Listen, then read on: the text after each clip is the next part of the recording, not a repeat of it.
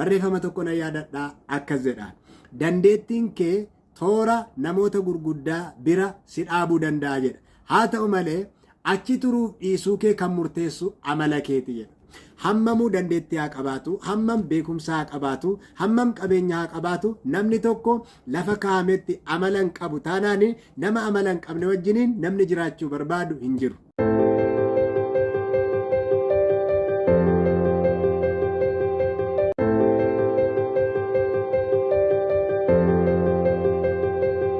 Jaalatamtoota daawwattoota akkuma kanas maatii Jesus Method Ministry kan taatanii attam jirtu. Sagantaa kana qopheessee kan isiniif dhiyeessu ani luba Eliyaas Addunyaan jedhama. Warra nan beeknee fi yeroo jalqabaa kan isiniif ta'e baga nagaan dhuftanii gorsa gaa'elaa fi leenjii gaggabaabaa gaa'ela wajjin wal qabatu jireenya gaa'ela keessaniif qooda guddaa gumaachuu danda'u argachuu yoo barbaadanii YouTube chaanaalii keenya subscribe gochuudhaan maatii akka taatan isinan affeera.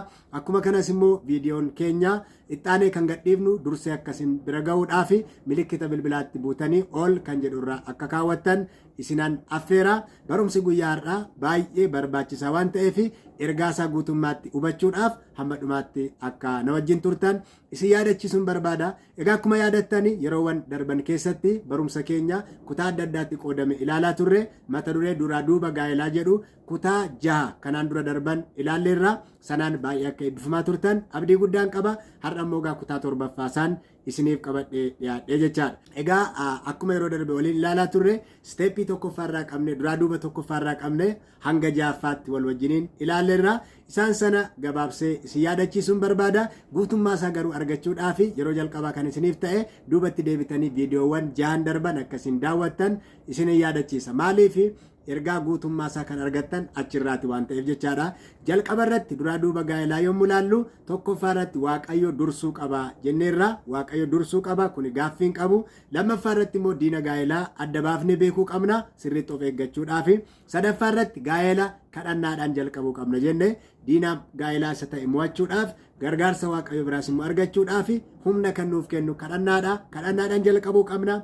Arfaffaa irratti immoo Waaqayyoon eeguun nurra jiraata jenneerra. Waaqayyo yeroo keessatti deebii kadhannaa keenyaaf deebii kenna waan ta'eef eeggachuun barbaachisaadha. Obsuun barbaachisaa akka ta'e ilaallee turre. Shanaffaa irratti immoo amantiidhaan tokko ta'uun dirqama akka ta'e ilaallee turre. Warri wal jaalatan warri wal fuudhanii amantiidhaan tokko ta'uu qabu. Amantii garaagaraa yoo ta'an qormaata guddaa keessaa ba'uu hin dandeenye keessa seenuu akka danda'an ilaallee turre. Ja'affaa irratti immoo gaaffii gaa'elaa dhiyeessuun dura obbolummaadhaan itti makamuun hariiroo dursinee uumuun barbaachisaa akka ta'e gaaffii gaafannuu fi kaayyoo keenya galmaan gaachuuf dursa haala akka inni nuu mijeessu hariiroo uumuurraa jalqabuu akka qabnu waliin ilaallee turre. Inni torbaffaanii fi baay'ee barbaachisaa ta'e har'a wal wajjiniin ilaallu immoo amala qo'achuu kan jedhu ta'a. Amala qo'achuu jireenya keessatti amalli baay'ee barbaachisaadha. Amalli baay'ee barbaachisaadha. Barreeffama tokko na yaadadhaa akkas jedha. Dandeettiin kee toora namoota gurguddaa bira si dhaabuu danda'a jedha. Haa ta'u malee achi turuuf dhiisuu kee kan murteessu amala keeti jedha. Argitanii namni dandeettii adda addaa qaba, kennaa adda addaa qaba. Dandeettii isaatiin iddoo baay'ee cimaa ta'e, iddoo baay'ee barbaachisaa ta'e dhaabachuudhaaf iddoo sana ga'uudhaaf carraa guddaa qaba. Haa ta'u malee garuu achi turuuf dhiisuu isaa kan murteessu amala isaati. Hammamuu dandeettii haa qabaatu, hammam beekumsa haa qabaatu, hammam qabeenya haa qabaatu, namni tokko lafa kaa'ametti amala hin qabu taanaan nama amala hin qabne wajjiniin namni jiraachuu barbaadu hin jiru. Kanaaf duraan dursaa amalli baay'ee barbaachisaadha jechaadha. Amala gaarii qabaachuun nurra jira jalqaba irratti. Amalli nama Waaqayyoo maal akka ta'e sagalee Waaqayyoo nutti hima. Isa kana qo'achuun barbaachisaadha. Amala keenya madaaluun nurra jiraata. Nama jaallannus immoo duraan dursinee amala isaa ilaaluun gaaffii jaalalaa otoo hin dhiyeessin dura mataa isaa amala qo'achuun baay'ee barbaachisaadha. Kanaaf yeroo darbe itti makamaa hariiroo uumaa kanan isiniin jedheef kanaaf amala qo'achuun baay'ee barbaachisaa waan ta'eef jechaadha. Kuni baay'ee jireenya keessatti iddoo olaanaa qaba. Xiyyeeffannoo guddaa itti kennuutu isin barbaachisa jechaadha. Egaa akka kiristaanaatti hidhata gaa'elaa yommuu filannu ilaalcha duubaa irratti qofa xiyyeeffachuun barbaachisaa miti. Ilaalcha duubaa jechuun maal jechaadha? Fakkeenyaaf bifa ilaaluu dandeenya. Qabeenya kan ilaalan jiru, dubbii kan ilaalan jiru, faayidaa akkuma kana walumaa galatti bu'aa alaan argamu hunda kan hammatudha. Ilaalcha alaa jechuun bu'aa alaan argamu wanta ijaan mul'atu jechaadha. Qabeenyi ijaan mul'ata, tarii dubbiidhaan ta'uu danda'a, haasawaa adda addaatiin ta'uu danda'a, bifaan ta'uu danda'a. Isaan kana keessaa by the way kan nuti sirriitti ilaaluu qabnu jira. Fakkeenyaaf bifa yoo ilaalle bifa ilaaluun baay'ee barbaachisaadha.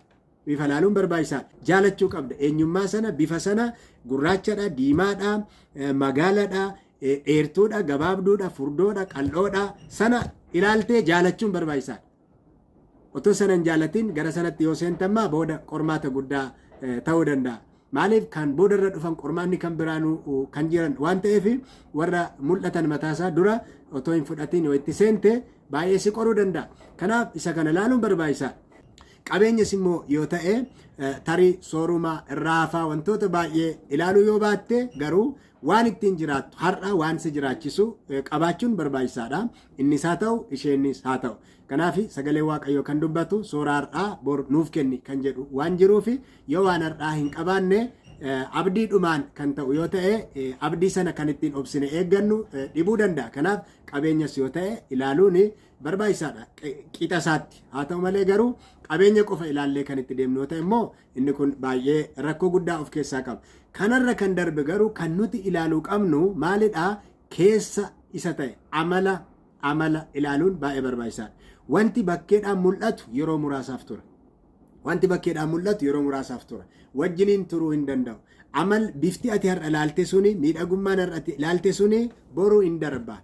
Yookaan da'umsaan, yookaan dhukkubaan, yookaan immoo balaa adda addaatiin kan saasaa ta'u kan ishee qabeenya tarra ilaalte sun wantoota baay'eetiin baduu danda'a ta'a. Rifeensa tarra ilaalte sun karaa biraa irraa dhumuu danda'a. Bor nama ati har'a ilaalte jaalatte sana ta'uu dhiisuu dandeessi, ta'uu dhiisuu danda'a. Wantoota baay'een qormaata baay'eetu jira waan ta'eef biyya lafaa kanarra yommuu jiraannu. Garuu kan eenyullee namarraa fudhachuu hin dandeenye. Balaas yoo ta'e, wanta kamillee yoo ta'e fudhachuu kan namarraa fudhachuu hin dandeenye amala eenyummaadha jecha. Isa kana ilaalchisee macaafni qulqulluun yommuu dubbatu fakkeenya boqonnaa 31 lakkoofsa 30 akkas jedha. Simboon namarraa hin darbiti, miidhaginnis nama hin gowwoomsiti, dubartiin waaqayyoon sodaattu garuu hin jajamti jedha. Maal jedha iddoo kanatti? Qabeenyi hin darba, simboonis immoo nama gowwoomsa. Dubartiin waaqayyoon sodaattu garuu hin jajamti jedha. Akkuma kana dhiirri waaqayyoon sodaatus immoo hin jajamu. Qabeenyi garuu hin darba, miidhaginni hin darba, bifti hin jijjiirama, eenyummaan garuu hin jijjiiramu. Waaqayyoon sodaachuun garuu hin jijjiiramu. Waaqayyoon sodaachuun amala keessaa tokkodha. Amala hafuuraati kun, amala hafuuraati. Amala hafuuraa keessaa isa baay'ee barbaachisaa. Sodaa waaqayyoo qabaachuun baay'ee barbaachisaa. Kanaaf dubartiin akkasii hin jajamti, dhiirri akkasiis hin jajama. Kanaaf kan jalqaba irratti waaqayyoon dursuun barbaachisaadha. Nama waaqayyooti, lubbuu isheef iddoo laatti, lubbuu isaaf iddoo laata, jireenya bara baraa ni yaada, mootummaa waaqayyoo ni yaada kan jenneef kanaaf waan tokko isinitti himee darbuun barbaada. Namni amantii isaatti jabaa ta'e, namni lubbuu isaaf yaadu siifis yaaduu danda'a. Namni lubbuu isaaf gatiin kennine waa'ee amantii namni gadi buusu garuu gatiin qabu. Siinis gara sadarkaa isaa sanatti gadi buusa malee siin fayyadu jechaadha. Kanaaf wantoota nuti ilaaluu qabnu keessaa simboon barbaachisaadha, haa ta'u garuu hin darba. Qabeenyi barbaachisaadha, haa ta'u garuu hin darba, hin dhuma. Amalli garuu eenyummaa waan ta'eef namarraa fudhatamuu hin danda'u. Kanaaf isa kana sirriitti beekuun baay'ee barbaachisaadha jechaadha. Waliin jiraachuuf bu'uura kan ta'e isa keessaati. Keessa keenya, eenyummaa keenya gammachuu keessaa qabaatanii hanqina alaa danda'uun ni danda'ama, galagaltoon isaa garuu hin danda'amu. Kana sirriitti hubadhaa. Namni tokko alarraan hanqina yoo qabaate tarii hamma barbaadamu qabeenya hin qabu yookaan immoo waan biraa hir'ina adda addaa qabaachuu hin danda'a. Kan alaan mul'atu isa kana tolereetii gochuun hin danda'amu. Karaa kan biraa guutuun hin danda'ama jechaadha. Yoo immoo guutuunis dadhabame wal danda'anii jiraachuun hin danda'amu. Haa ta'u malee garuu rakkoo keessaa, ba'aa keessaa, rakkoo amalaa wajjin wal qabatu garuu baatanii turuun danda'uun hin danda'amu. Inni kun gara qormaata guddaatti nama geessa. Kanaaf sirriitti ilaaluun barbaachisaadha jechaadha. Macaafa qulqulluu keenya keessaa yommuu ilaallu sagaleen waaqayyo maal jedha? Waaqayyollee keessa namaa akka ilaalu dubbata. Ani akka namni ilaalutti hin ilaalu, namni fuula ilaala, ani waaqayyo garuu garaan ilaala. Kana jechuun maal jechuudha? Keessan ilaala jechaadha. Yaada keessaa ilaala waaqayyo. Mootiivii keessaa ilaala waaqayyo. Keessa keenya ilaala waaqayyo. Kanaaf keessa keenya sana guutummaatti beekuullee yoo baanne akka waaqayyoo wanti keessa guute sun immoo alatti mul'achuudhaan beekama waan ta'eef bu'aasaa ija isaa ilaaluun hin danda'ama jechaadha. Kanaaf gaa'ela dura amala qo'achuun baay'ee barbaachisaadha. Kanaaf kan yeroo fudhachuun barbaachisuu fi kutaawwan kanaan dura ilaalle keessatti ariifattanii gara gaa'elaatti hin seeninaa, obsaa, eeggadhaa kan jenneef kanaaf kutaa jalqabaa keessatti ariifachuun balaa qaba. Akkuma kana turuun illee balaa akka qabu isiniif kaaseera, garuu baalaansii goonee ilaaluun baay'ee barbaachisaadha. Kana bal'inaan kutaa isa itti aanu keessatti waliin ni ilaalla. Barreessaan tokko waa'ee gaa'elaa ilaalchisuun akkas jechuun dubbata. Maal jedhaa? Gaa'elli yoo jaalanne kan itti seennu, yoo jibbine immoo kan keessaa baanu mana tiyaatiraa miti jedha. Mana tiyaatiraa jechuun maal jechuudha? Iddoowwan adda addaa dhaqanii daawwatanii bahan, ilaalanii muuvii, wantoota adda addaa fiilmii lafa ilaalanii bahan. Yoo barbaanneen seenna, yoo jibbine immoo dhiibnee baana, eenyullee nu gaafatu hin jiru. Maaf seentee, maaf baatee kan nuun jedhu hin jiru. Gaa'elli garuu akkas miti.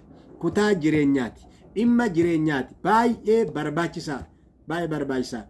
Kanaaf itti gaafatamummaa guddaa, eeggannoo guddaa waan barbaaduu fi callumeedhamee kan itti seenamu miti. Kanaaf wal qo'achuun, wal qorachuun baay'ee barbaachisaadha. Nama waliin wanjoo baachuuf jirru sirriitti ilaallee filachuun nu barbaachisa. Yeroo fudhannee ilaaluun baay'ee barbaachisaadha jechaadha.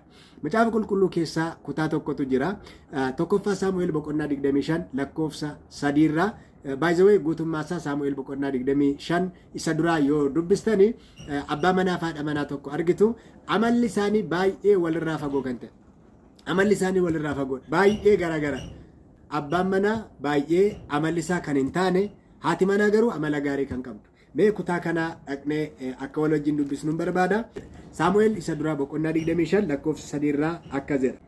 Namni sonaan guddaan mandara Maa'oon tokko qabeenya hoolota 3,000 fi re'oota 1,000 mandara Qermeloos keessaa qaba ture. Yeroo sanatti inni Qermeloos keessaa rifeensa hoolotaa isaatii in murmursiifata ture. Maqaan namichaa Naabaal, maqaan haadha manaa isaa immoo Abigaayil ture. Haati manaa isaa dubartii hubattuu fi bareedduu turtee. Abbaan manaa ishee inni qomoo Kaaleeb keessaa garuu nama hamaa baana hin tolle ture jedha. Argitanii? Amala adda addaa kan qaban namoota waliin jiraatan abbaa manaaf haadha manaa argitu. Nan amanaa otoo akka bara kanaa tarii yeroo sana bilisummaan hin jiru ta'uu danda'a. Ilaalanii, filatanii, fuudhuudhaaf, heerumuudhaaf carraansaa hin jiru ta'aaf malee nama amala akkasii qabu kanatti dubartiin kun hin heerumti jedhee ani hin yaadu. Dubartii kana yoo mulaaltan dubartiin kun baay'ee bareedduudha, bifti ishee miidhagaadha. Haa ta'u malee amalli ishees immoo akkuma kana amala gaarii qabdi, nama gaarii, karaa hundumaan nama gaarii, nama waaqayyooti dubartiin kun. Abbaan manaa ishee garuu jedha maalidha? Nama hamaa, nama baana hin tolle, nama arrabni isaa waan gaarii hin dubbannedha. Baay'ee balaa guddaa jireenya isaa irratti kan fidedha. Dubbii isaa irraan kan ka'e balaa guddaan isa irratti dhufee ture. Garuu dubartiin kun ogeettii waan taateef nama kana balaa guddaa jalaa baaftetti. Kanaaf egaa waan akkasii jira jecha. Namni baana hin tolle, namni ilaalcha hin tolle, namni yaada hin tolle, namni approachii hin tolle baay'eensaa jira. Kanaaf maal gochuutu barbaachisaa? Nama amala nuni barbaannu, amala nu simatuun nutti siqu ta'uu qaba jechaadha wanti nuti barbaannu. Kanaaf duraan dursinee maal gochuun barbaachisaadha? Amala baay'ee irratti hojjennee sirreessuu hin dandeenye. Waaqa wajjiniin kadhannee wal gorsinee amalan taane gara gaariitti deebisuun hin danda'amu. Kanaaf maal gochuun barbaachisaa? Dursinee wal beekuun barbaachisaa. Yoollee immoo wal dandeenye waliin jiraanna jenne amala sana beeknee fudhannee accept goonee dhiifama goonee dandeenye jiraachuuf itti seenuutu nu barbaachisa malee otoo hin beekin amala booda dhufu, rakkoo booda dhufu, gaa'ela booda baachuun hin ulfaata jechaadha. Kanaaf amala qo'achuun baay'ee barbaachisaadha. Baay'ee barbaachisaadha. Inni kun baay'ee murteessaadha. Egaa tarii warra gaa'ela keessa jirtanii fi amala adda addaa qabaattanii kan wal faana jirtan jiraachuu dandeessu ta'a. Egaa isa kana akkuma jarreen kana wal dandeessanii akka wal wajjin jiraattan anillee isin jajjabeessuun barbaada. Macaafni qulqulluunillee isin jajjabeessa. Eenyummaa keessan beektanii gara sagalee waaqayyootti, gara dubbii waaqayyootti immoo fiddanii of ilaaluudhaan wal ceephaa'uudhaan of ceephaa'uudhaan otoo hin taane ani nama akkamiiti, amala akkamiin qaba jettanii jireenya keessan ilaaltanii tarii kan haati manaa keessan hin barbaanne suni amala gadhee kan isinirraa mulqamuu qabu, baduu qabu ta'uu danda'a. Kanaaf of ilaaluu qabdu. Haati manaas akkuma kana macaafa qulqulluu keessatti jireenya keessan ilaaluudhaan kadhannaadhaan yeroo fudhattanii maal gochuu dandeessu? jireenya keessan sirreessuu dandeessu jechaadha. Wal danda'uun waliif obsuunis immoo barbaachisaadha akkuma jarreen kana. Dargaggoonni gara gaa'ilaatti seentan garuu hamma danda'ametti waan beekuu qabdan, waan ifa ta'e, waan dhoksaa, waan isin hin beekneen ala isa Waaqayyoof dhiiftanii, egaa nama guutummaatti beekuun hin danda'amu, isa hin beekne Waaqayyoof dhiiftanii hamma danda'ametti garuu bilisummaadhaan yeroo fudhattanii gaaffii gaafachuu qabdan barbaachisaa kan ta'e hunda gaafattanii iftoomina uumuudhaan amala walii beekuun baay'ee barbaachisaadha. Amala otoo hin beekne gaa'elatti galuun qormaata mataa isaa danda'e qaba. Amala qo'achuun baay'ee barbaachisaa akka ta'e kutaa kana keessatti sirriitti jala butee isinitti himuun barbaada jechaadha. Hamma dhumaatti egaa waan na wajjin turtaniif baay'ee galatooma. Waan baay'ee irraa barattaniitu jedheen abdadha. Yaadaaf gaaffii immoo yoo qabaattanii koomentii jalatti akkasiin naaf keessan isin yaadachiisuun barbaada. Tajaajila kanaaf kadhadhaa. Egaa yeroo itti kutaa itti aanuun deebinee wal argina. Turtii gaarii amma sanatti ayyaanni Waaqayyoo hunduma keessan wajjin haa ta'u. Galatooma.